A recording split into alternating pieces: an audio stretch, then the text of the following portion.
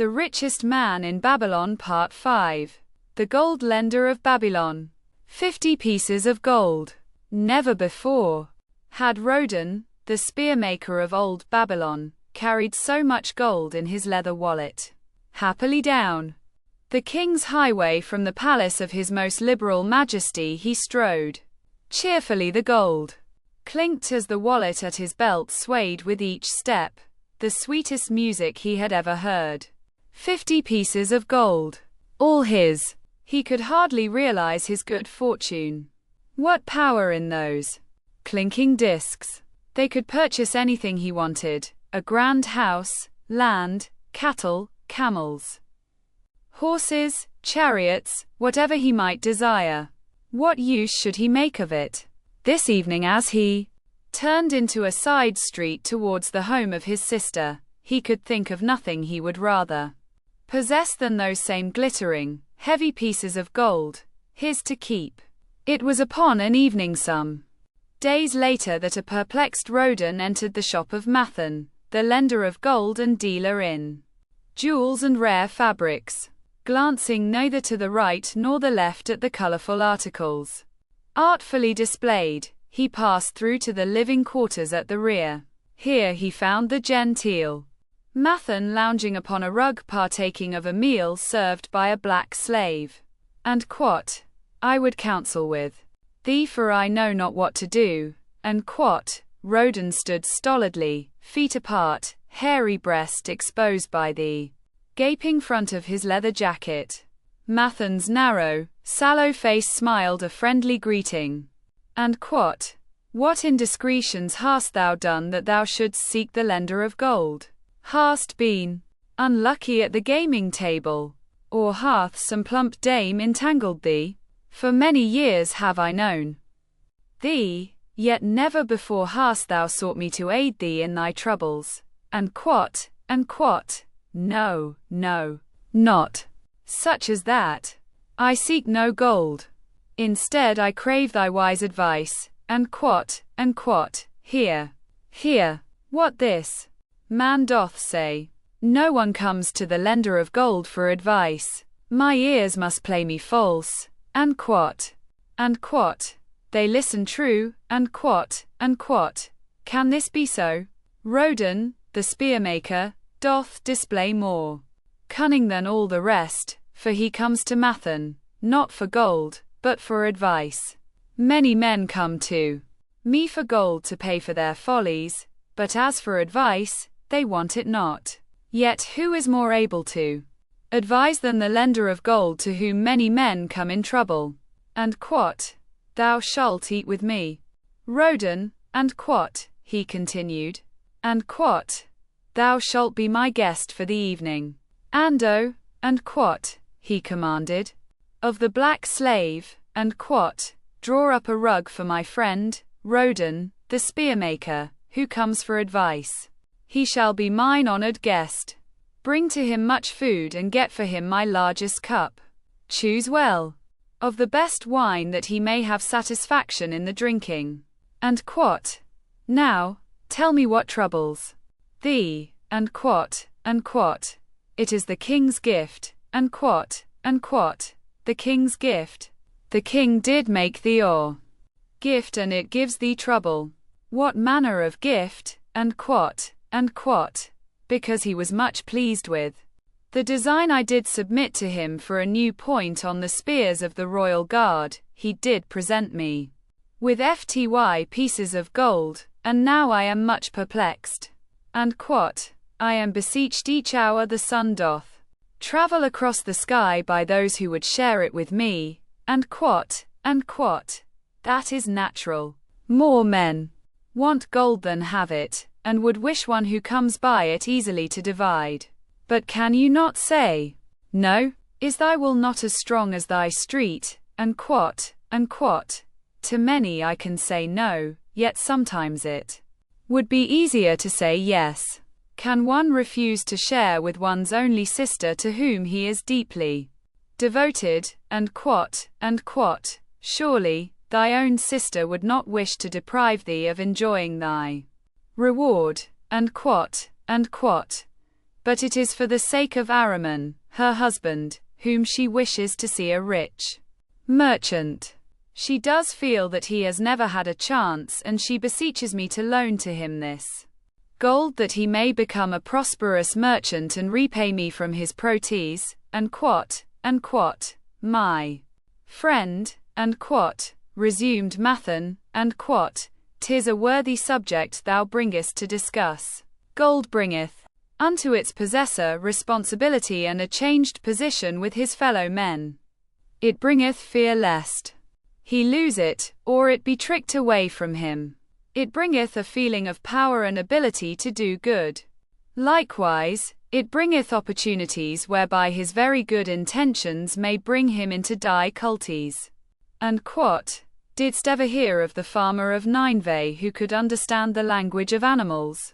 I wot not, for 'tis not the kind of tale men like thee tell over the bronze-caster's forge. I will tell it to thee, for thou shouldst know that to borrowing and lending there is more than the passing of gold from the hands of one to the hands of another. This farmer, who could understand what the animals said to each other, did linger in the farmyard each evening just to listen to their words. One evening he did hear the ox bemoaning to the ass the hardness of his lot. I do labor, pulling the plough from morning until night. No matter how hot the day, or how tired my legs, or how the bow doth chafe my neck, still must I work. But you are a creature of leisure. You are trapped with a colorful blanket and do nothing more than carry our master about where he wishes to go. When he goes nowhere you do rest and eat the green grass all the day. Now the ass, in spite of his vicious heels, was a goodly fellow and sympathized with the ox. My good friend, he replied, you do work very hard and I would help ease your lot. Therefore, will I tell you how? You may have a day of rest.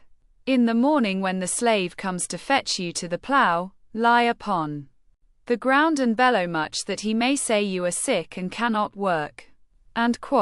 So the ox took the advice of the ass, and the next morning the slave returned to the farmer and told him the ox was sick and could not pull the plough. Then, said the farmer, hitch the ass to the plough, for the ploughing must go on. All that day the ass, who had only intended to help his friend, found himself compelled to do the ox's task. When night came and he was released from the plough, his heart was bitter and his legs were weary and his neck was sore where the bow had chafed. The farmer lingered in the barnyard to listen. The ox began, "Rst. You are my good friend. Because of your wise advice I have enjoyed a day of rest." And I retorted, "The ass am like many another simple-hearted one who starts to help a friend and ends up by doing his task for him. Hereafter you draw your own plough, for I did hear the master tell the slave to send for the butcher were you sick again. I wish he would, for you are a lazy fellow." Thereafter, they spoke to each other no more. This ended their friendship. Canst thou tell the moral to this tale, Rodan?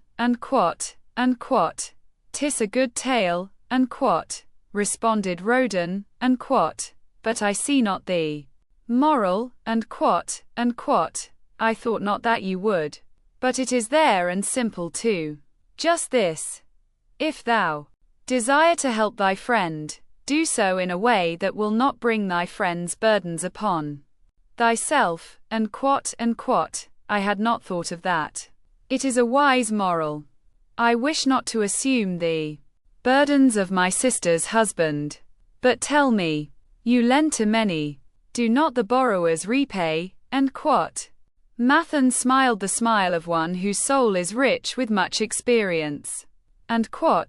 Could a loan be well made if the borrower cannot repay? Must not the lender be wise and judge carefully whether his gold can perform a useful purpose to the borrower and return to him once more, or whether it will be wasted by one unable to use it wisely, and leave him without his treasure, and leave the borrower with a debt he cannot repay? I will show to thee the tokens in my token chest, and let them tell thee some of their stories. And into the room he brought a chest as long as his arm, covered with red pigskin and ornamented with bronze designs. He placed it upon the oar and squatted before it, both hands upon the lid. And from each person to whom I lend, I do exact a token for my token chest, to remain there until the loan is repaid. When they repay I give back, but if they never repay it will always remind me of one who was not faithful to my condents. And the safest loans, my token box tells me, are to those whose possessions are of more value than the loan they desire. They own lands or jewels, or camels, or other things which could be sold to repay the loan. Some of the tokens given to me are jewels of more value than the loan. Others are promises that if the loan be not repaid as agreed, they will deliver to me certain property in settlement. On loans like those, I am assured that my gold will be returned with the rental thereon, for the loan is based on property. And in another class are those who have the capacity to earn. They are such as you, who labor or serve and are paid. They have income, and if they are honest and sue no misfortune, I know that they also can repay the gold I loan them and the rental to which I am entitled. Such loans are based on human ought. And others are those who have neither property nor assured earning capacity. Life is hard, and there will always be some who cannot adjust themselves to it. Alas for the loans I make them, even though they be no larger than a pence, my token box may censure me in the years to come unless they be guaranteed by good friends of the borrower who know him honorable. And Mathan released the clasp and opened the lid. Rodan leaned forward eagerly. At the top of the chest a bronze neck piece lay upon a scarlet cloth. Mathan picked up the piece and patted it affectionately. And this shall always remain in my token chest because the owner has passed on into the great darkness. I treasure it, his token, and I treasure his memory, for he was my good friend. We traded together with much success until out of the East he brought a woman to wed, beautiful, but not like our women. A dazzling creature. He spent his gold lavishly to gratify her desires. He came to me in distress when his gold was gone. I counseled with him. I told him I would help him to once more master his own heirs. He swore by the sign of the great bull that he would, but it was not to be. In a quarrel she thrust a knife into the heart he dared her to pierce. And she, questioned Rodan. And yes, of course, this was hers. And he picked up the scarlet cloth. And in bitter remorse she threw herself into the Euphrates. These two loans will never be repaid. The chest tells you, Rodan, that humans in the throes of great emotions are not safe risks for the gold lender. And here. Now this is die-errant. And he reached for a ring carved of ox hun. And this belongs to a farmer. I buy the rugs of his women. The locusts came and they had not food. I helped him, and when the new crop came he repaid me. Later he came again and told of strange goats in a distant land as described by a traveler. They had long hair so and soft it would weave into rugs more beautiful than any ever seen in Babylon. He wanted a herd, but he had no money. So I did lend him gold to make the journey and bring back goats. Now his herd is begun, and next year I shall surprise the lords of Babylon with the most expensive rugs it has been their good fortune to buy. Soon I must return his ring. He doth insist on repaying promptly. And quot, and quot. Some borrowers do that, and quot, queried Roden. And quot, if they borrow for purposes that bring money back to them, it's so. But if they borrow because of their indiscretions, I warn thee to be cautious if thou wouldst ever have thy gold back in hand. Again, and quot, and quot. Tell me about this, and quot, requested Roden, picking up a heavy gold bracelet, inset with jewels in rare designs. And quot, the women do appeal to my good friend, and quot, bantered Mathan. And quot, I am still much younger than you, and quot, retorted Roden. And quot, I grant that, but this time thou doth suspicion romance where it is not. The owner of this is fat and wrinkled and doth talk so much and say so little she drives me mad. Once they had much money and were my good customers, but ill times came upon them. She has a son of whom she would make a merchant. So she came to me and borrowed gold that he might become a partner of a caravan owner who travels with his camels, bartering in one city what he buys in another. And quot, this man proved a rascal, for he left the poor boy in a distant city without money and without friends, pulling out early while the youth slept. Perhaps when this youth has grown to manhood, he will repay. Until then I get no rental for the loan, only much talk. But I do admit the jewels are worthy of the loan. And quot, did this lady ask thy advice as to the wisdom of the loan? And quot, quite otherwise. She had pictured to herself this son of hers as a wealthy and powerful man of Babylon. To suggest the contrary was to infuriate her. A fair rebuke I had. I knew the risk for this inexperienced hoy, but as she eared security I could not refuse her.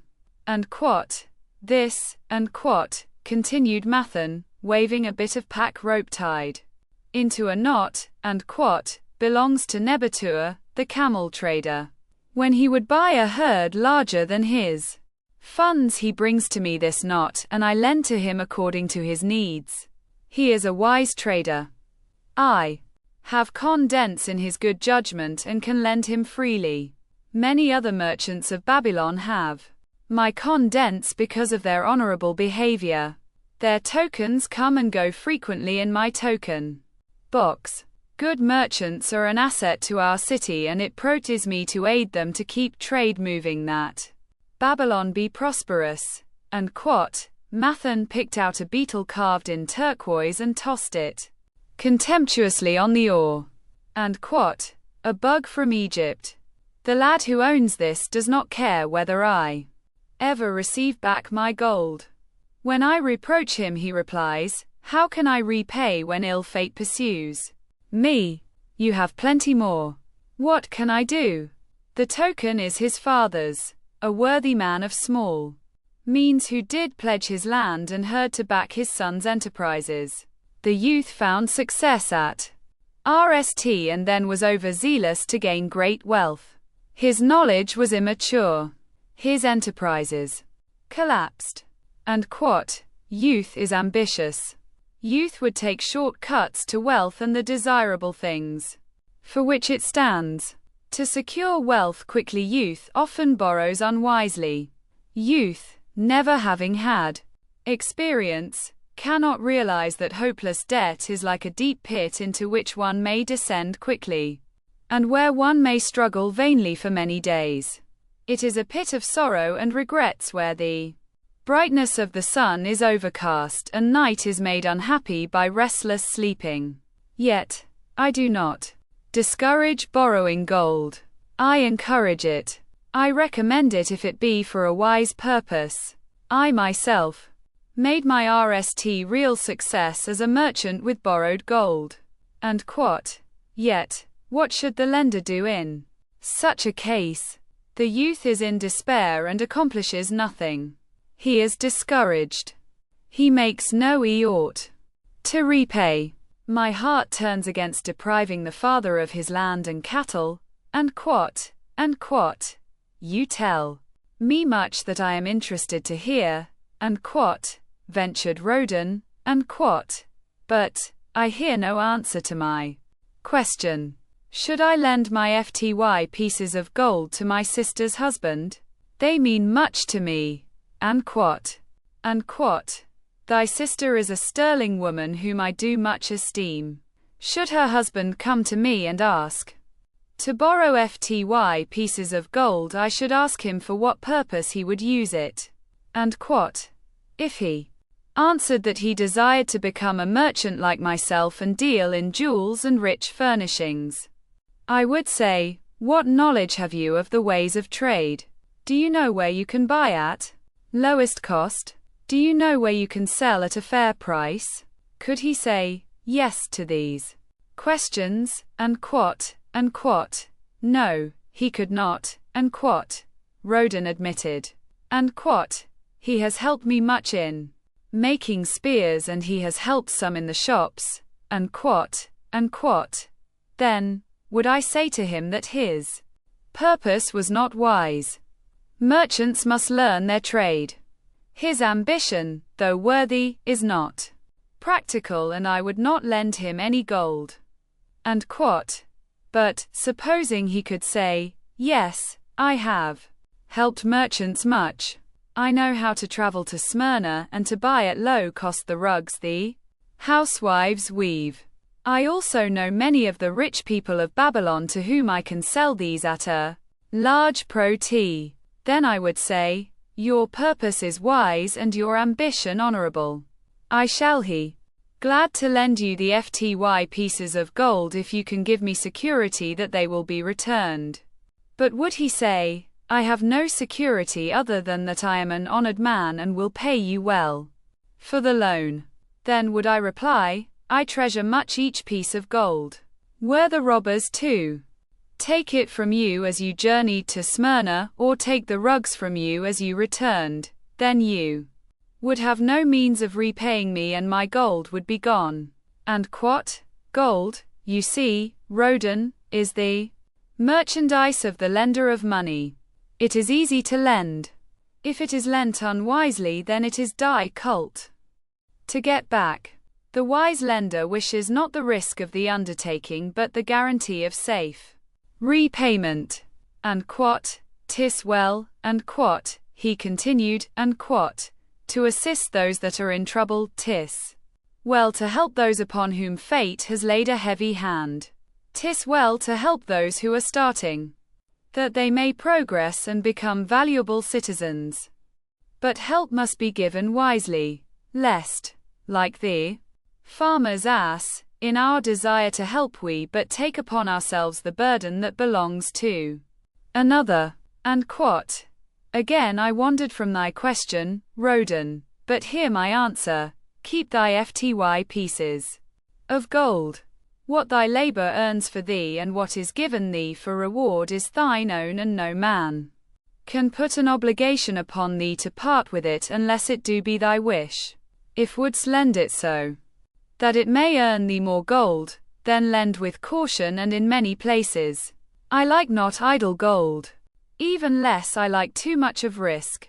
And quot, how many years hast thou labored as a spearmaker? And quot, fully 3, and quot, how much besides the king's gift hast saved? And quot, 3 gold pieces, and quot, each year that thou hast labored thou hast denied thyself good things to save from thine earnings 1 piece of gold, and quot, 'tis as you say, and quot, then mightest save in FTY years of labor FTY pieces of gold by thy self-denial, and quot, a lifetime of labor it would be, and quot, thinkest thou thy sister would wish to jeopardize the savings of FTY years of labor over the bronze melting pot that her husband might experiment on being a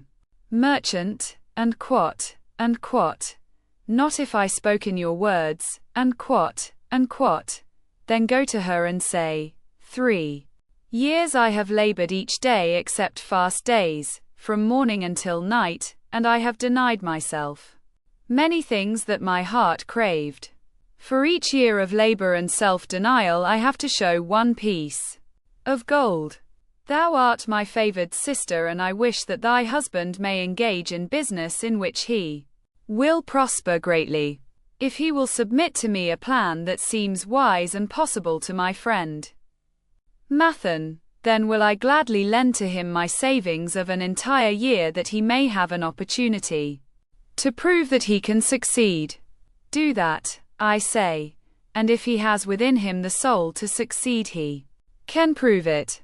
If he fails, he will not owe thee more than he can hope some day to repay. And quot, I am a gold lender because I own more gold than I can use in my own trade. I desire my surplus gold to labor for others and thereby earn more gold. I do not wish to take risk of losing my gold, for I have labored much and denied myself much to secure it. Therefore, I will no longer lend any of it where I am not content that it is safe and will be returned to me. Neither will I lend it where I am not convinced that its earnings will he promptly paid to me. And quot, I have told to thee, Rodan, few of the secrets of my token chest. From them you may understand the weakness of men and their eagerness to borrow that which they have no certain means to repay. From this you can see how often their high hopes of the great earnings they could make, if they had gold, are but false hopes. They have not the ability or training to full ll. And quot, thou, Rodan, now have gold which thou shouldst put to earning more gold for thee. Thou art about to become even as I, a gold lender. If thou dost safely preserve thy treasure, it will produce liberal earnings for thee and be a rich source of pleasure and protee during all thy days. But if thou dost let it escape from thee, it will be a source of constant sorrow and regret as long as thy memory doth last. And quot, what desirest thou most of this gold in thy wallet? And quot, to keep it safe. And quot, wisely spoken. And quot, replied Mathan approvingly. And quot, thy rst desire is for safety. Thinkest thou that in the custody of thy sister's husband it would be truly safe from possible loss? And quot, I fear not, for he is not wise in guarding gold. And quot, then be not swayed by foolish sentiments of obligation to trust thy treasure to any person.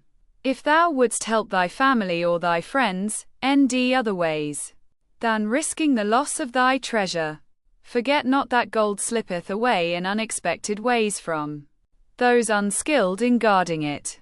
As well waste thy treasure in extravagance as let others lose it for thee. And quot, what next after safety dost desire of this treasure of thine? And quot, that it earn more gold. And quot, again thou speakest with wisdom. It should be made to earn and grow larger. Gold wisely lent may even double itself with its earnings before a man like you groweth old. If you risk losing it, you risk losing all that it would earn as well. And quot, therefore, be not swayed by the fantastic plans of impractical men who think they see ways to force thy gold to make earnings unusually large. Such plans are the creations of dreamers unskilled in the safe and dependable laws of trade. Be conservative in what thou expect it to earn, that thou mayest keep and enjoy thy treasure. To hire it out with a promise of usurious returns is to invite loss. And quot, seek to associate thyself with men and enterprises whose success is established, that thy treasure may earn liberally under their skillful use and be guarded safely by their wisdom and experience. And quot, thus mayest thou avoid the misfortunes that follow most of the sons of men to whom the gods ct to entrust gold. And quot, when Rodan would thank him for his wise advice, he would not listen. saying, and quote, "The king's gift shall teach thee much wisdom.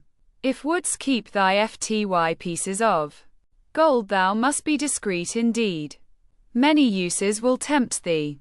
Much advice will be spoken to thee. Numerous opportunities to make large protees will be eared thee. The stories from my token box should warn thee, before thou let any piece of gold leave thy pouch, to be sure that thou hast a safe way to pull it back again. Should my further advice appeal to thee, return again. It is gladly given. Ere thou goest, read this which I have carved beneath the lid of my token box. It applies equally to the borrower and the lender. Better a little caution than a great regret. If you like our content, please like and subscribe for more videos.